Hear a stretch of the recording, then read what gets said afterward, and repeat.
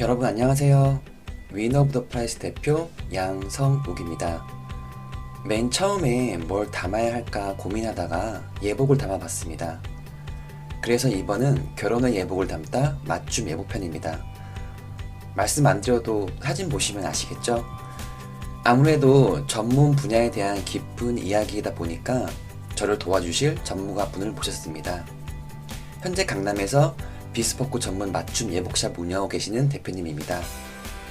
대표님, 이 영상을 보시는 분들께 음성으로나마 인사 부탁드립니다. 안녕하세요. 예복샵 대표입니다. 네, 그래서 오늘 대표님과 함께 첫 번째는 여러분들에게 맞춤 예복에 대한 올바른 지식을 전달해 드리는 것, 두 번째는 예복에 대한 다양한 진실들에 대해서 짚어보는 걸 목표로 대화를 나눠보도록 하겠습니다. 그럼 시작하겠습니다. 먼저 간단하게 예복의 종류에 대해서 설명드리겠습니다. 서양에서는 예복을 입는 규칙 같은 게 있는데요. 오후 6시를 기점으로 해서 이전에는 모닝코트를 입어야 했으며 이후에는 이브닝 코트를 입어야 했습니다. 이브닝 코트가 바로 과거 예식할 때 많이 입어서 우리가 잘 알고 있는 연미복입니다. 하지만 정식으로 다 갖춰 입기가 번거롭고 힘들다 보니 약식으로 입는 예복들이 생겨났는데요. 모닝 코트는 디렉터드 슈트로, 이브닝 코트는 턱시도로 변하게 되었습니다. 현재 저희는 디렉터드 슈트와 턱시도를 합쳐서 예복이라고 부르기 때문에 턱시도와 예복을 같다고 보시면 됩니다. 그런데 여기서 개인적으로 궁금한 점이 있는데요.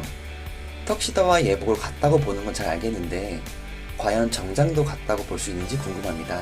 즉, 나 예복 혹은 턱시도 맞추러 다녀왔어를 나 결혼식 때 입을 정장 맞추러 다녀왔어 라고 말해도 되는 건가요, 대표님?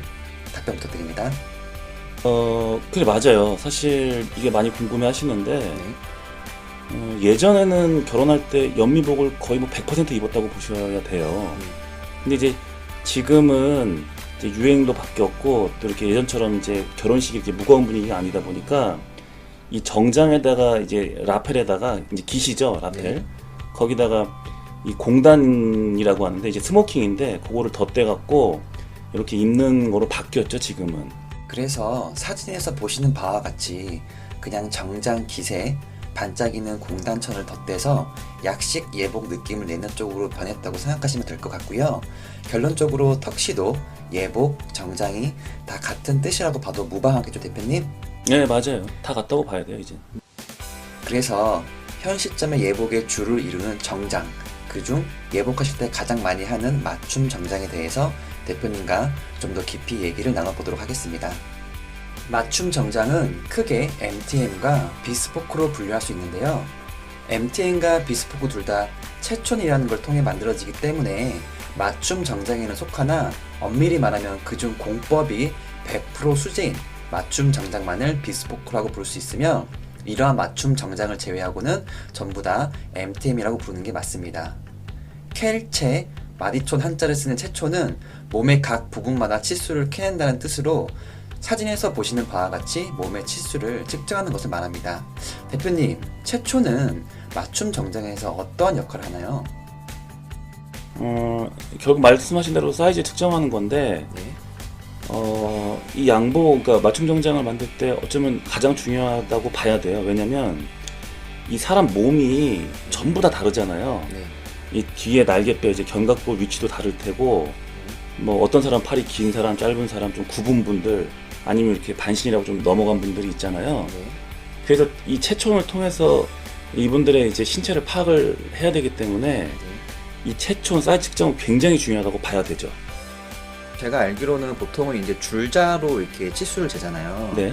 그 사진에 보면 이렇게 어깨에 뭔가 끈이 있거나 하는데 그 예를 들면 이런 걸 통해서 채촌을 하시는 분들 있대. 이거는 도대체 뭔가요?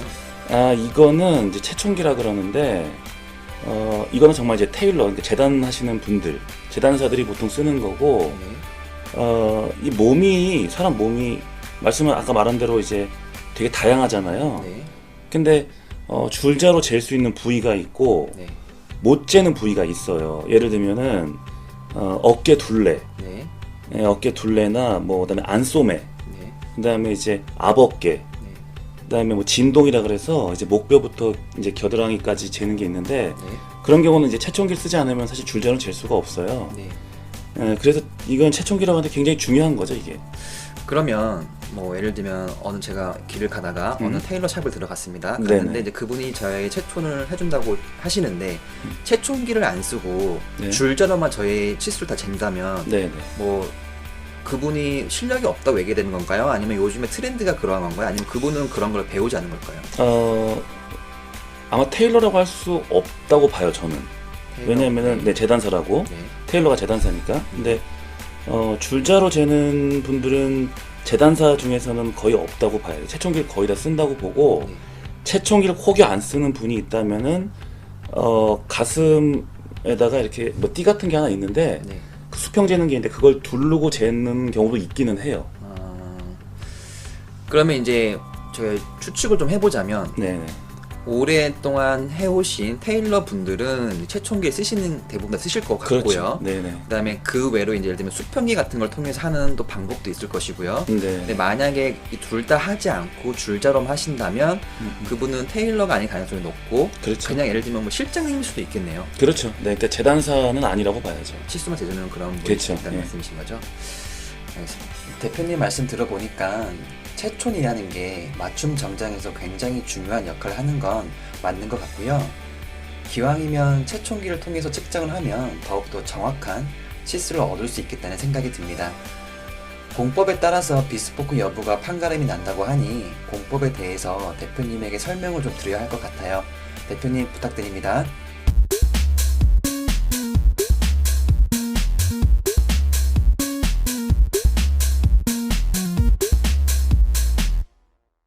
지금 보면은 지금 중간에 이제 반접착과 패디드 라펠이 있잖아요, 이렇게. 네, 근데 반접착이랑 패디드 라펠은 사실 우리나라에서 쓰지는 않아요, 지금은. 네, 우리나라는 이제 접착 네, 아니면 비접착으로 나눠져 있고. 네.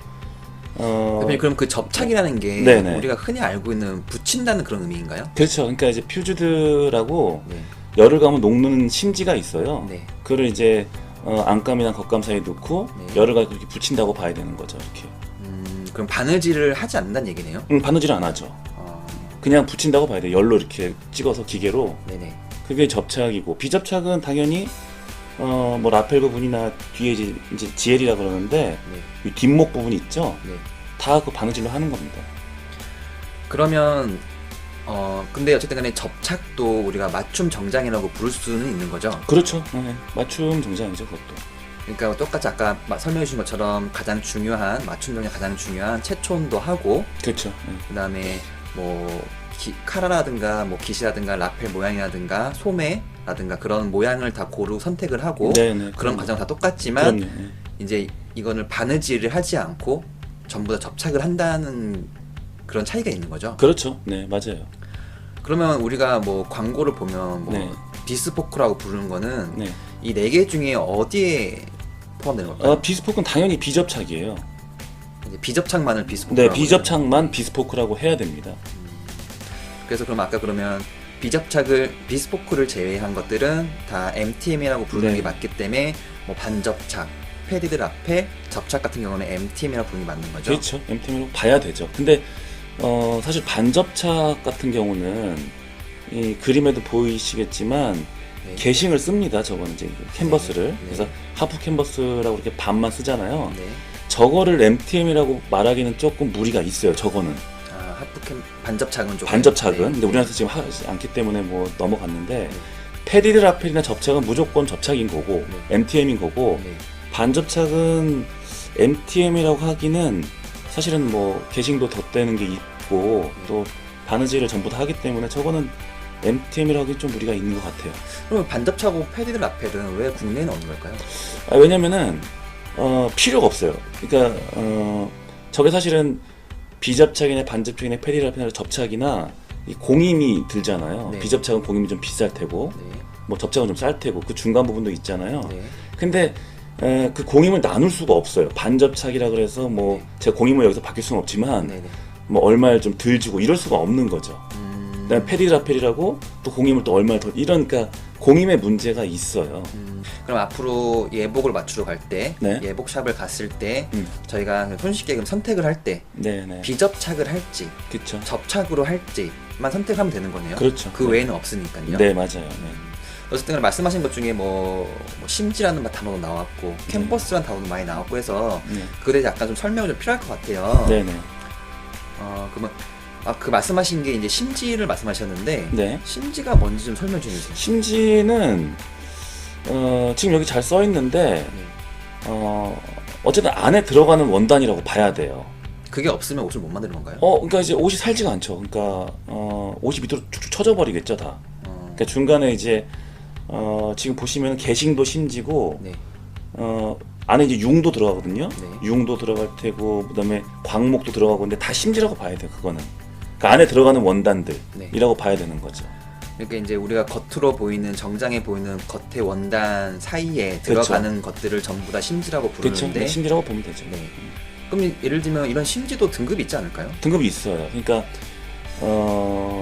보면은 이제 캔버스도 보통 캔버스가 두 종류인데 면 캔버스, 카트 캔버스가 있고 말총을 섞은 캔버스가 있어요. 네. 이것도 뭐 이제 얼마나 섞였냐죠. 면이 얼마나 섞였냐. 그다음에 뭐 말총이 얼마나 섞였냐에 따라서 이 금액이 좀 바뀌죠. 등급이 바뀌는 거죠. 그러니까. 근데 저희가 옷을 받아보면, 예복을 받아보면 네네. 겉의 모습만 보이잖아요. 그렇죠. 저희가 안을 뜯어볼 수는 없잖아요. 없죠. 그러면 온전히 그냥 그걸 믿고, 그 안에 뭐가 들어간지 모르지만 믿고 받아야 되는 거네요. 그렇죠. 그게 맞는 거죠. 뭐 어쩔 수 없는데 양심적인 업체에 맡길 수밖에 없어요. 그거는. 그런가요? 네, 네. 그렇죠. 그러면 이제 뭐 팔자뜨기 네네. 라는 단어도 있는데, 네네. 이거는 좀 이따 뒷부분 나올 그때 뒷부분 설명 드릴 거고요. 네. 라펠은 아까 말씀하신 거 그림에도 있지만 뭐 이렇게 기신 거죠? 기시죠. 라펠이죠. 그렇죠? 네. 기신 같은 네. 라펠 볼륨감이라는 게 있는데, 네. 이 라펠을 어떻게 하면 볼륨감이 있게 만들 수 있는 건가요? 그냥 이거를 얘기하려면은 라펠 볼륨감은 사실 아까 그 말씀드린 그 게싱 있죠. 네. 이 게싱을 안에 넣고 네. 이 팔자뜨기 파딩 스티치를 해야 돼요. 네. 촘촘하게 할수록 이 볼륨감이 사는 거죠. 만약에 안에 게싱이 없다면은 네. 이 보시다시피 이렇게 입체감이 없어요. 이렇게 푹 주저앉는 느낌인 거죠. 그러면 네. 어쨌든간에 게싱을 넣고 네. 팔자뜨기를 한다는 것은 네. 직접 그러니까 수제인 거잖아요. 그렇죠. 비스포크를 말씀하시는 비스포크죠. 건데, 그러면 맞춤 정장 중에 접착 같은 경우에는 네. 라펠 이렇게 볼륨감이 없는 건가요? 그러니까 이게 처음 나올 때는 볼륨감은 있는데 네. 점점 죽을 수밖에 없어요. 그게. 왜냐면 이 게싱이 없다 보니까 네. 원단 사이에 아무것도 없잖아요. 네. 그러니까 눌릴 수밖에 없고 네. 또 중력 때문에 처질 수밖에 없고 해서 입체감은 없어진다고 봐야 돼요. 그 어쨌든 간에 접착도 처음 만들었을 때는 라펠 어느 정도 이렇게 좀 볼륨감이 그쵸? 느낄 수 있겠네요. 네, 나오자마자는 아마 괜찮을 거예요. 근데 이제 시간이 지나고 보관하면서 옷 사이에 눌리고 하다 보면 그렇죠. 이게 죽을 수도 있는 건데, 네. 어쨌든 간에 비스포크 같은 경우에는 그렇지 않다는 거죠. 시간이 지나도 그렇죠. 변형이 좀 덜하죠. 변형이 좀 덜 할 수 있는 거죠. 네. 그러면 7번의 그 버블링 현상은 뭔지 좀 설명 좀 해주세요. 버블링은 지금 글에 잘 써져 있는데 네. 접착력이 떨어지는 거예요, 결국. 예를 들면은 드라이는 이제 솔벤트를 넣고 열로 이렇게 확 쥐어 짜거든요. 네. 드라이를 하거나 아니면은 네. 뭐 아주 습한데 방치가 되거나 네. 이러면은 안에 그 퓨즈드 그 뭐죠 아까 그 접착 심지가 네. 접착력이 떨어지면서 공기가 들어가는 거예요. 그래서 버블링이라고 이렇게 구멍이 뽀글뽀글 이렇게 거품처럼 올라오죠. 그럼 어쨌든 간에 이 버블링 현상이라는 거는 네네. 비스포크가 아닌 접착에서만 발생될 수 있는 현상이겠네요. 그렇죠. 접착력이 떨어지는 거니까. 그럼 예를 들면 네. 이게 전부 다 그러니까 100% 발생되는 현상은 아닐 거 아니에요. 접착이라고 해서 무조건 생기는 건 아닐 거 아니에요. 생겨요. 그러니까 이거를 그러니까 어떻게 말씀드려야 될지 모르겠는데 슈트 생명력이 있을 거 아니에요, 양복에. 네네. 버블링은 생긴다고 봐야 돼요. 어느 순간까지 가면은. 그러니까 좋은 접착 심지를 써갖고 네. 이게 얼마나 접착력이 떨어지지 않고 오래 가냐가 중요한 거지. 네. 떨어지는 거는 사실 시간이 지나면 떨어질 수밖에 없어요. 영원히 붙을 수는 없겠죠, 그게. 그러니까 어쨌든 그 접착력에 생명이 닿으면 버블링 현상은 생길 수 있는데 네네. 같은 접착이더라도 그 안에 접착 심지를 네. 좀 더 고급을 썼으면 더 오래 갈 수 있는 것이고 그렇죠. 만약에 안 좋은 걸 썼다고 하면 금방 나타날 수 있는 현상일 수도 있겠네요. 그렇죠. 드라이 한 번만에 나올 수가 있는 거죠. 드라이 한 번에 나올 수 있는 건가요? 네네. 알겠습니다.